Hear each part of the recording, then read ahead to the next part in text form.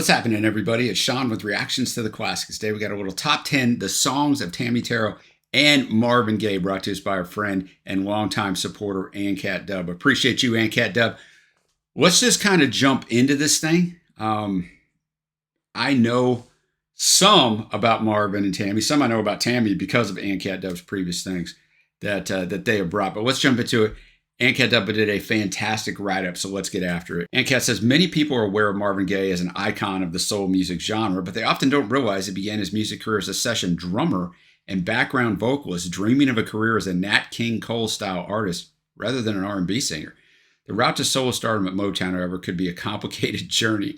Company founder and president Berry Gordy would assign guest vocalists and create duet partnerships as a strategy to maximize the crossover appeal of Motown music, but also to keep things interesting when individual singles failed on the charts. It was also a way of marketing Motown as one big happy music family, even though that was often far from the truth. So Marvin Gaye would often sing as one half of a number of male-female duet partnerships before establishing himself as a major solo artist.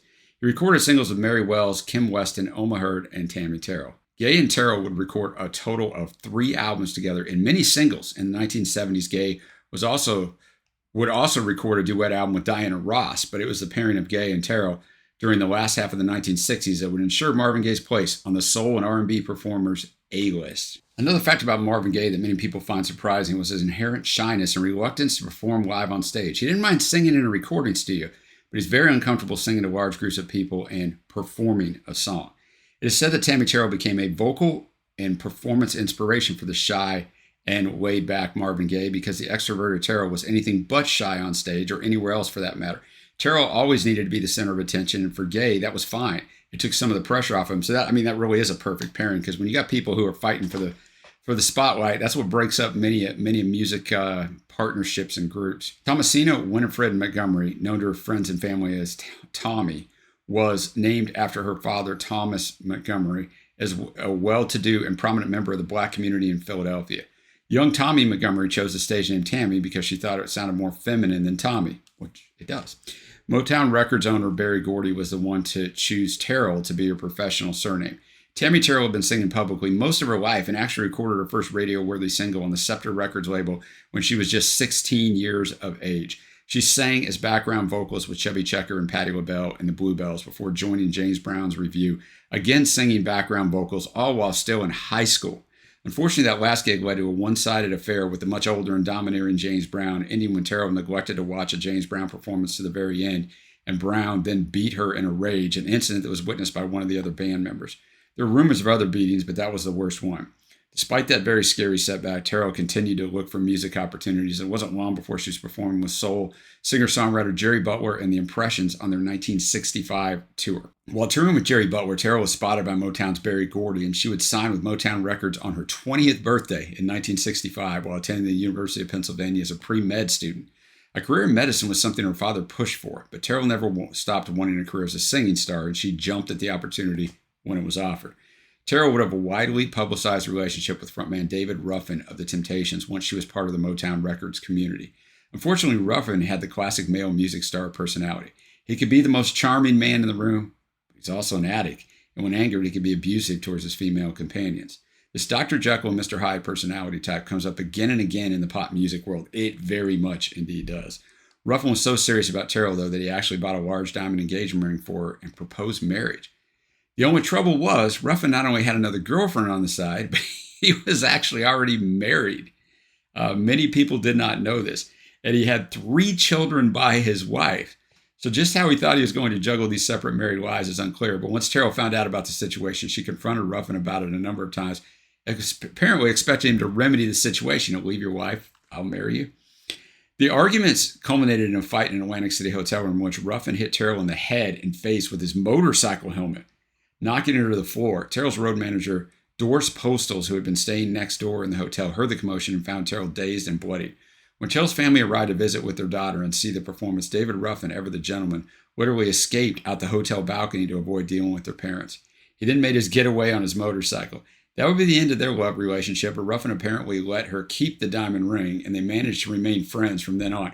Kudos to Tammi, because when a man lays a hand on a woman, as my biggest pet peeve, that and a child, obviously. I lived through that. So For her to still stay friends with him, I don't care if she kept the ring or not, it's pretty amazing. It says something about her character.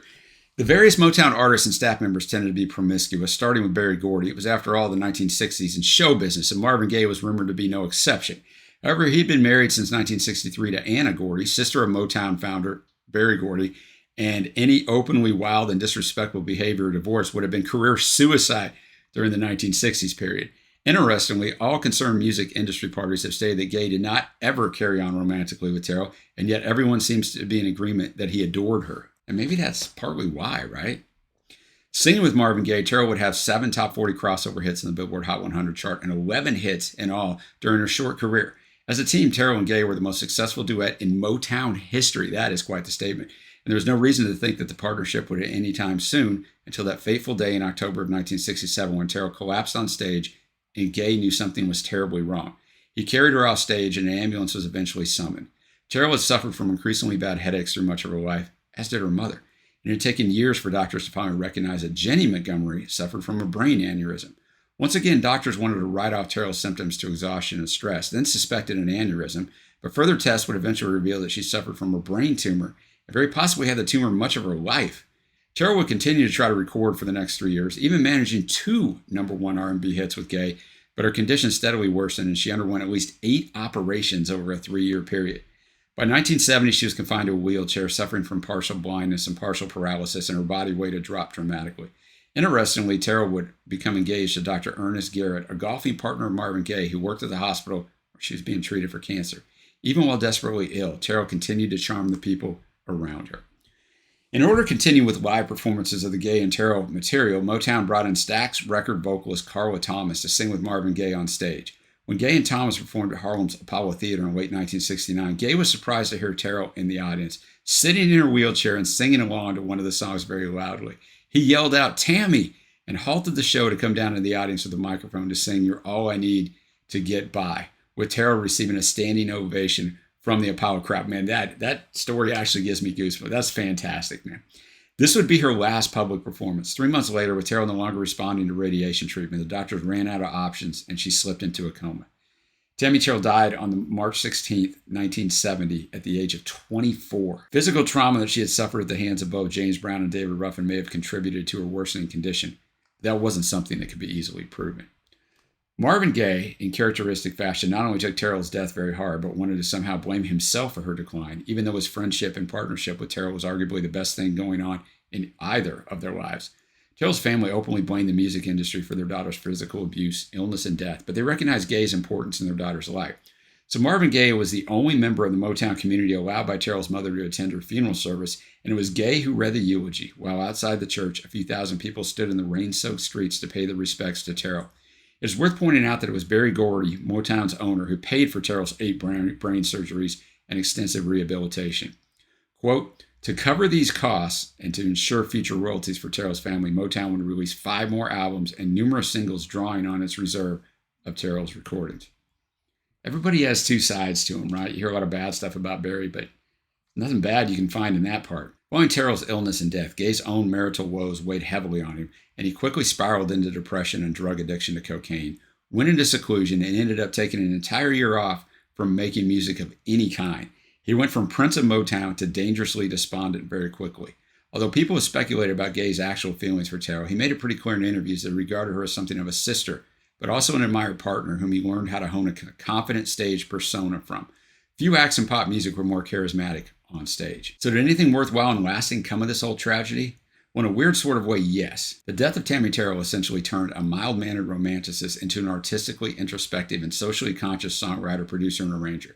The Terrell saga would inadvertently transform Marvin Gaye from reluctant entertainer to soul-searching artist, but it was a torturous journey. Once Gaye got himself emotionally back together, enough to record and write music again, his first project would be the seminal recording What's Going On, released in 1971. Many people view that as one of the greatest albums of all time. There's a review up the train I did years ago, did tons of research on it. Motown's approach to artist management, contracts, and music creation would then be forced to change dramatically. The Motown assembly line production style and oppressive control over artists' schedules would come to an end by the mid-1970s. It's one of those strange twists of fates that an album that would become one of the standards for introspective and socially conscious songwriting would likely never have been created had Tammi Terrell never been ill. Presumably, Marvin Gaye would have continued to record highly successful romantic ballads and been everyone's dream duet partner, and I think he would have been very comfortable with that role. But adversity is often the mother of invention. Yeah, it is. And great artistry often seems to rely as much upon tragedy as it does on beauty for inspiration. Fortunately, what remains some 55 years later are the many uplifting songs that we can still enjoy. Did Motown exploit Tammi Terrell's illness? Some, including Marvin Gaye, thought so, but Terrell lived to perform. Singing was her medicine. She said, "You're not going to stop trying to make music until the end." We'll start off with 3 solo tracks recorded by Tammi Terrell so that listeners can get an idea of her singing style before moving on to 7 of the best-known duet recordings. The tracks will be listed in order of release date, so it's not ranked. There's 10 of them, so it's a top 10, but it's not ranked in order of what ANCAT Dub thinks is the best. ANCAT Dub's one of our patrons. That's why we have this up today. If you want to become a patron, check out the Patreon link below or the Patreon link on the end screen. We super appreciate it. If you want to do a one-time donation, check out our Buy Me a Coffee page, also linked a little ways down below. And lastly, the music won't be in this video, but it will be at a Vimeo link, which is at the very bottom of the description. So go check that out. You got to hear the music, man. It's going to be fantastic. We see it down below. We start off with Come On and See Me, written by Johnny Bristol and Harvey Fuqua. It was a single released by Terrell in 1966 with its big booming Motown sound. The single peaked at number 25 on the Billboard R&B and 80 on the Billboard Hot 100 chart. It was later recorded as a duet by Gaye and Terrell, but ANCAT Dub much prefers this arrangement, although the production quality is not as clean as the duo's later hit recordings, which makes sense. All right, I'm going to have the lyrics up as always. Thanks again, ANCAT Dub. All right, Come On and See Me. Great. Just great vocals. Very catchy. Telling the guy, look, she's basically throwing herself out to this guy saying, hey, man, like, if you want somebody who's going to stick by you, brother, come to me. I will stick by you. I will not leave your side. So a really good arrangement on it. Enjoyed it. It's from her only solo album, Irresistible, that came out in 68. But I know in the next 2 songs, ANCAT Dub's going to kind of delve out that album out a little bit. So I'll leave that to him. Next up, we have Just Too Much to Hope For. It was released in 1968 as the B-side to her single, This Old Heart of Mine. It's written by Johnny Bristol, Harvey Fuqua, and Frank Wilson. Songs included on her album, Irresistible, released in 1968. This is the more memorable of the 2 recordings, in my opinion, ANCAT Dub says, so here it is. Just Too Much to Hope For. She's heartbroken this guy got away with another girl, but when she passes him on the street, she just wants him to give her a smile, at least getting back with him would just be too much to hope for, but she's got heartaches galore she talks about. She sounds great. The musicianship, the drumming, all of it, the full arrangement coming in. It's just so of the time, man, and I so love it. So great choice. To finish off our solo Tammi Terrell, we have Tears at the End of a Love Affair, which is, Tammy's up against it on this album. These first 2 songs have been not of a relationship, at least. The first one, she's asking the guy for a relationship. The second one, the relationship is broke. But ANCAT Dub says it's a very catchy, high-energy recording, a very obvious single. So naturally, it was never released as a single. It's always funny, man, when you come across these songs, because it's true. Oftentimes they'll record stuff where you're like, what was the record company thinking? The track was recorded in 1968 while her health was in decline. The song was written by Johnny Bristol, Harvey Fuqua, and Sylvia Moy, and recorded for Terrell's only solo album, Irresistible. That album was a compilation of some of her best solo recordings made during the period 1965 through 1968. Because remember, in the 50s and 60s, no one was worried about albums. Later on in the 60s, the Beatles come along, you get Revolver, you got Rubber Soul, maybe you could say it started there, and then of course Peppers, and then everybody's like, oh yeah, we got to make albums. When Dylan was doing it, people were doing it, but it wasn't what people were worried about. So some artists just release a ton of singles and not have an album out there at all. So that's kind of the case here. All right, let's get it. All right, Tears at the End of a Love Affair. If you're looking at lyrics, I don't know why you would be, but if you are, the lyrics on Genius, they just omit some of the lines. Really good song, very catchy, as ANCAT Dub said. They could have handled this a different way, arrangement-wise. I always like the melancholy lyrics with the upbeat tempo and for it to kind of switch us up there, because, the lyrics are very sad. It's what it sounds like. He left her. He's with another girl, and, he's got those tears at the end of a love affair, and she can see him heading straight out of her door into this other girl's door. So, man, Tammi was having it hard relationship-wise in this album. Now we'll start with the duets. Number 4 on our list, Ain't No Mountain High Enough. First up, one of the most iconic Motown recordings ever. It's written by the husband and wife team of Nicholas Ashford and Valerie Simpson, who would become Ashford and Simpson and have hits later on, and would be Gaye and Terrell's breakthrough hit. Released in April of 1967, the song peaked at number 3 on the Billboard R&B chart, number 19 on the Hot 100 chart. I'm pretty certain this one would make my own personal top 10 Motown songs list. ANCAT Dub says it. ANCAT Dub knows a ton about this era of music. Everything from the vocal performances to the arrangement production just work. Monumental. And as Ancat Dove mentioned, this is 1967. This album's from 1967. This song has almost 1.7 billion streams. I always point out how amazing that is because, once again, I'll just review for you. It's 1967.